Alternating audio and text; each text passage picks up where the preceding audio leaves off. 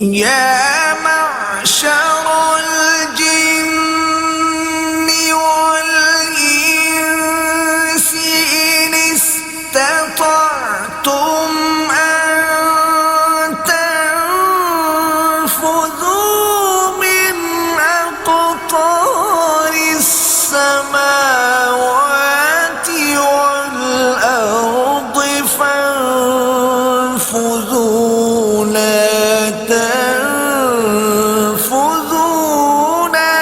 إلا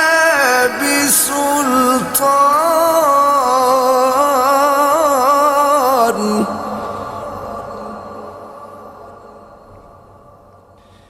فبأي آلاء